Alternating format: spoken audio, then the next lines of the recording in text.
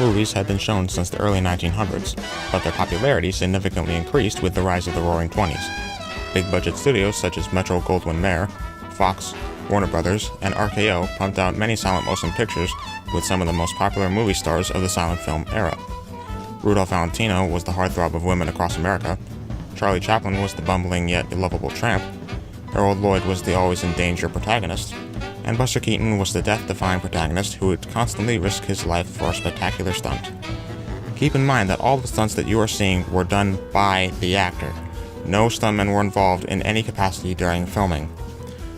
Genres of the time ranged from comedies, westerns, dramas, and horror films, among many others. Movie viewing was changed forever when, in 1927, the first talkie came into being with the famous line, "You ain't heard nothing yet." During the 1920s, the main sports of choice were baseball, boxing, and college football. Thousands upon thousands of people would pay their hard-earned money to see baseball legends Babe Ruth or Lou Gehrig, or to see Jack Dempsey pound his opponent into the ground, or even college kids play a very early version of American football. Baseball and boxing were pretty much the same in terms of safety and rules as they are today, but football was a completely different story.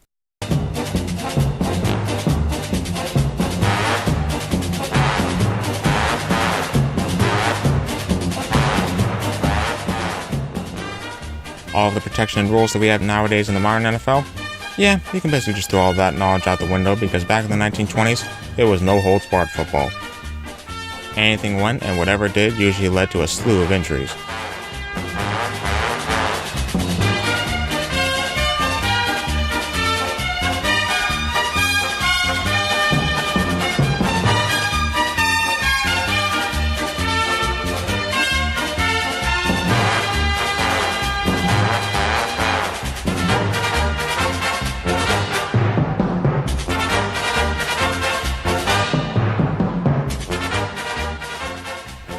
But the public loved the game, and it continued to mold and grow into what we have today.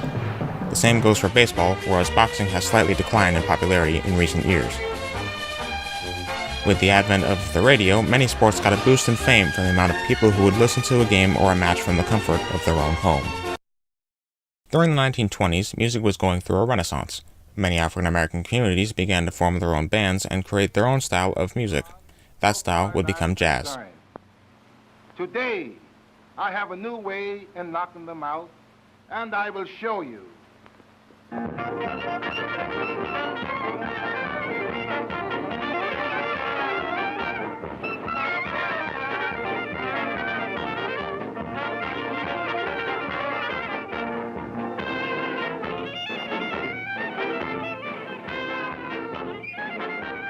Famous jazz artists of the 1920s included Louis Armstrong,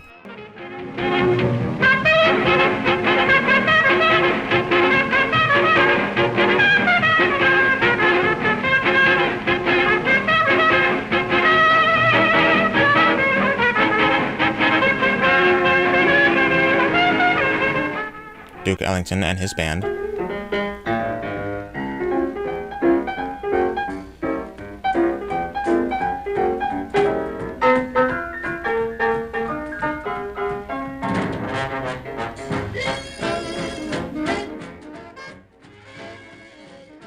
and Count Basie and his band.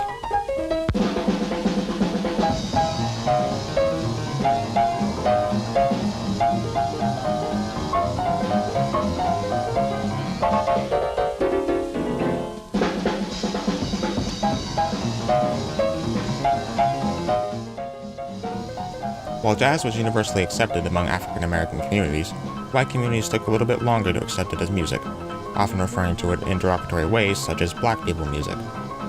Later on in the 1920s and 30s, jazz became more accepted by all ethnicities. Planes had become a new form of entertainment and transportation in the 1920s. The use of biplanes in World War I showed that planes could be effectively used for transportation. In the early days of commercial flight, flying was reserved for the rich. The first luxury airline flight was conducted in 1914 for the St. Petersburg-Tampa airboat line. After the first solo flight across the Atlantic by Charles Lindbergh in 1927, international air travel was only a matter of time. In the 1920s, young Americans were often criticized for their use of slang and jazzy music by older Americans, who considered it indecent. The youth took these criticisms and expanded upon them with more outrageous slang and jazzier music. To accompany this new style of music, new dances were also created. But for there to be something new, there must be something old. Certain dances went out of style. These included the grizzly bear, turkey trot, and one-step. They went out of style because they were from the pre-war era of dance. The new dances of this post-war period included the Charleston, the waltz, and the tango. The radio was developed by Guglielmo Marconi in 1890, and by 1922, there were over 500 active radio stations across America broadcasting anything from advertisements to news to music. The radio was eventually picked up by the governments in World War I for communications purposes. Families would often gather around their radios at home to listen in for the latest political developments or news. FDR would later use the radios to deliver his fireside chats, which were informal addresses to the nation regarding his policies, the state of the nation during the Depression, and later, the war effort during World War II. Another popular thing to do in the 20s was to attend speakeasies. Speakeasies were illegal bars and nightclubs, mostly located in larger cities like New York and Chicago, where the mafia who sought to use them to profit could keep them under their control. The passage of the 18th Amendment saw the initiation of the Prohibition, which outlawed the manufacturing and sale of alcohol. The Volstead Act, which enforced the prohibition, had early success, which was signaled by a lower arrest rate for alcohol-related crimes. But the success quickly faded as organized crime mobs rose to capitalize on the untapped market for booze. Al Capone was notorious for bootlegging and raked in $60 million per year from the 10,000 speakeasies he controlled in Chicago. Speakeasies were named as such, as the patrons had to speak a code word to enter. The nightclubs contained entertainment such as gambling and live jazz music. In fact, a lot of musicians, including Louis Armstrong, got their start in speakeasies. However, the success of speakeasies led to the mafia branching out into other crimes such as murder and prostitution. Speakeasies were attended by everyone, including high-profile politicians like the mayor of New York, who even encouraged, probably threatened with unemployment, the police not to enforce the Prohibition and Volstead Act.